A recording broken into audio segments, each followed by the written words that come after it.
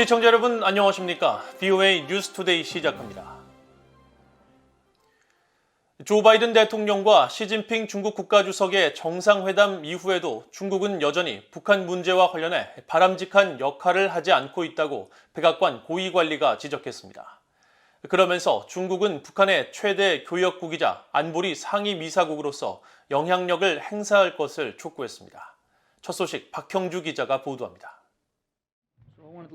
백악관 국가안보회의 NSC의 존 커비 전략소통조정관은 5일 온라인 브리핑에서 지난달 미중 첫 대면 정상회담 이후 중국이 북한 문제와 관련해 협력 의지를 보이고 있느냐는 질문을 받았습니다. 커비 조정관은 조 바이든 대통령이 당시 정상회담에서 시진핑 주석에게 중국이 북한에 미칠 수 있는 영향력에 대해 매우 분명히 밝혔다고 상기했습니다.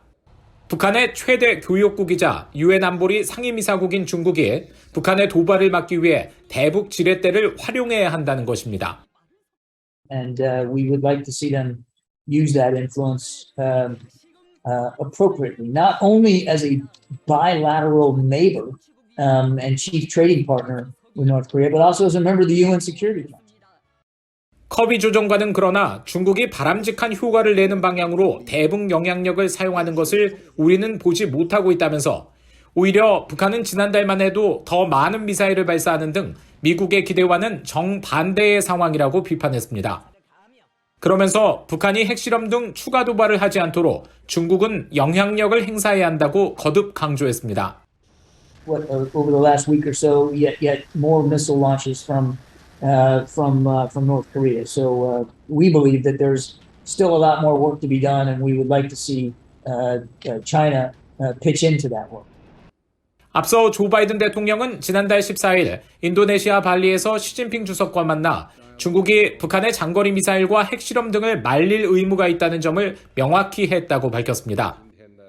하지만 북한은 지난달 18일 대륙간 탄도미사일 ICBM 화성 17형으로 추정되는 탄도미사일 발사를 감행했고 이후 중국은 미국 등이 추진한 유엔 안보리 의장 성명 채택에 거듭 제동을 걸었습니다. 이런 가운데 토니 블링컨 국무장관은 전날 언론 인터뷰에서 미중 정상회담 후속 논의를 위해 내년 초 중국을 방문할 계획이라고 밝혔습니다. VOA 뉴스 박형주입니다. 유럽연합 EU가 북한인 2명과 기관 한 곳에 대한 인권 제재를 1년 더 연장하고 이번 결정이 전 세계의 인권 침해와 학대를 규탄하겠다는 유럽연합의 의지를 확인하는 것이라고 밝혔습니다. 유럽연합 이사회는 5일 보도자료를 통해 북한 등 여러 나라에서 발생한 심각한 인권 침해와 학대에 책임이 있는 개인과 기관에 대한 제재를 오는 2023년 12월 8일까지 1년 연장하기로 결정했다고 밝히고 이에 따라 정경택 북한 국가보위상과 리영길 사회안정상 등 개인 2명과 중앙검찰소 등 기관 한 곳을 비롯해 전 세계 개인 17명과 기관 5곳에 대한 제재가 계속 부과될 것이라고 강조했습니다. EU 이사회는 이번 결정은 전 세계 인권 침해와 학대를 규탄하고 모든 수단을 사용할 것이라는 EU의 의지를 확인하며 인권이 보편적이고 불가분하며 상호 의존적이고 연관돼 있다는 점을 재확인하는 것이라고 설명했습니다.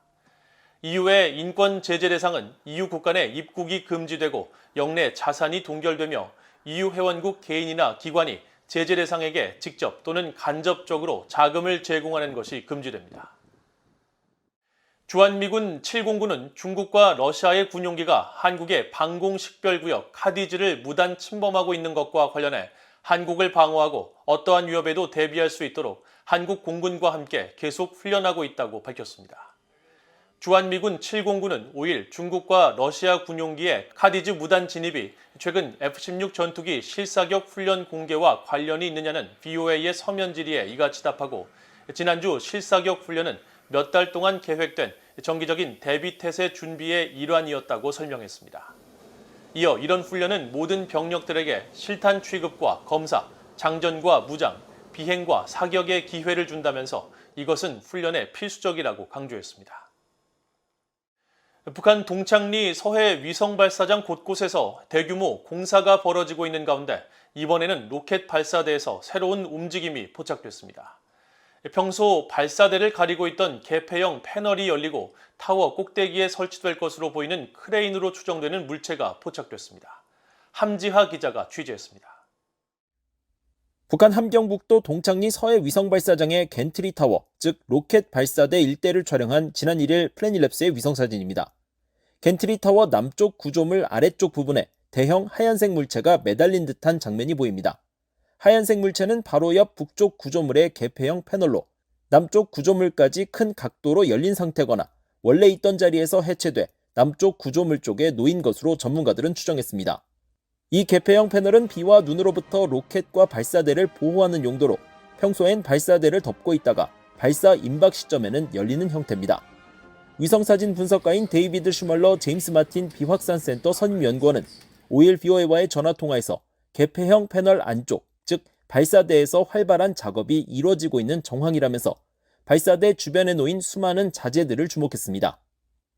And then we do see an image with what might be part of the bottom series of environmental covers on the launch gantry open as well. But we're still waiting to see more imagery to make that call. What it is, but one possible interpretation could be that they have the bottom segments of the launch gantry open. But that would make sense if they were working on the gantry tower. 또 다른 위성사진 분석가인 닉 한센 미국 스탠포드대 안보협력센터 객원 연구원도 패널이 열려있는 사실에 주목하고 새로운 로켓이거나 미사일 발사를 위한 준비 작업일 수 있다고 추정했습니다. Bigger rockets, new propellants. So all the stuff they have in there for the propellants on the Unha has got to be replaced because you'd never use it again. 한센 연구원은 그러면서 겐트리 타워의 크레인이 사라진 사실에도 주목하면서 발사장 중심부 바닥에 놓인 2개의 대형 물체가 새로운 크레인 자재일 수 있다고 설명했습니다.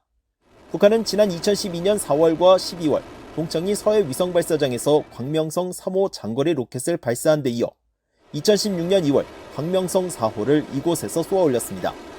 하지만 유엔 안보리는 탄도미사일 발사 기술을 활용한 북한의 발사체 발사를 금지하고 있고 북한의 인공위성 발사 역시 탄도미사일 기술이 사용되는 만큼 안보리 결의 위반입니다. BOE 뉴스 함지하입니다. 브라질이 최근 대북 제재 실효성에 의문을 제기한 자국 유엔 주재 차석 대사의 발언에 대해 대북 제재는 정치와 외교적 수단을 포함해야 하는 광범위한 것으로 대북 접근의 유일한 도구가 될 수 없다고 해명했습니다. 브라질 외교부는 5일 최근 북한의 대륙간 탄도미사일 발사와 관련해 소집된 유엔 안보리 회의에서 수많은 대북 제재가 과연 효과가 있었는지 의문이라고 밝힌 주앙 헤네시오 데 알메이다 피로 유엔 주재 브라질 차석 대사의 발언과 관련한 BOA의 질문에 유엔 안보리는 지금껏 북한에 9번의 제재를 가했지만 제재들이 사용할 수 있는 유일한 도구가 될 수 없다는 점이 분명해 보인다며 이같이 전했습니다. 그러면서 안보리는 주요 외교기구로 협상과 중재를 촉진할 포괄적인 도구를 갖고 있는데 아직 이를 완전히 검토하지 않고 있고 이 부분에서 더 많은 역할을 할 수 있으며 해야 한다고 이 대변인은 강조했습니다. 브라질 외교부 대변인은 또 북한의 불법적인 핵과 미사일 개발에 어떤 우려를 갖고 있느냐는 질문에는 모든 핵 보유국의 국제 의무 준수를 촉구하고 일본에 거주하는 브라질인 20만 명에 대한 어떤 위험도 심각하게 받아들인다고 답했습니다. 유엔 산하 식량농업기구 FAO가 북한을 또다시 외부의 식량 지원이 필요한 국가로 지정했습니다. FAO는 2022년 4분기 분기별 보고서를 최근 공개하고 북한을 우크라이나와 미얀마 등과 함께 외부 지원이 필요한 45개 나라에 포함시켰습니다. 그러면서 북한의 인구 대다수는 낮은 수준의 식량 섭취로 고통을 받고 있다고 지적하고 올해 평균 이하의 농업 생산량으로 인해 악화한 경제적 제약을 고려할 때 북한의 식량 안보 상황은 계속 취약할 것으로 보인다고 설명했습니다. FAO는 이번 보고서에서 북한이 필수적으로 수입해야 할 곡물의 양을 명시하지 않았는데 앞서 FAO는 BOA에 검증 가능한 국경 봉쇄 등에 따른 정보 부족으로 북한 지역 현장의 식량 안보 상황을 정확히 판단하는 것이 어렵다고 설명했습니다. 전 세계가 지난 3일 국제 장애인의 날을 맞아 장애인들의 권리 보호를 촉구한 가운데 유엔의 북한 장애아동 지원은 큰 차질을 빚고 있는 것으로 나타났습니다. 유엔 장애인 권리 촉진 파트너십에 따르면 이 기구는 지난 2018년 9월 약 20만 달러의 예산을 통해 4년 계획으로 북한 장애아동들의 권리 증진 강화를 위한 프로젝트를 시작했지만 2019년 12월 말까지 75,789달러만 지출한 채 중단된 뒤 지난 9월 말에 종료됐습니다. 이 기구는 앞서 지난 9월 말까지 4년 동안 국제아동기금 유니세프 주도로 건강관리체계 강화를 통해 북한 내 장애아동 건강과 재활 돌봄 서비스 개선, 장애아동 조기 파악 등이 주요 목표라고 밝혔습니다. 이 기구는 프로젝트 중단 이유를 설명하지 않았지만 북한 당국이 2020년 신종 코로나 바이러스 대응을 이유로 국경을 봉쇄한 뒤 인도주의 지원단체들의 지원과 입국을 대부분 막고 있는 상황이 영향을 미친 것으로 보입니다. 이상으로 VOA 뉴스투데이를 모두 마칩니다. 시청해주신 여러분 고맙습니다.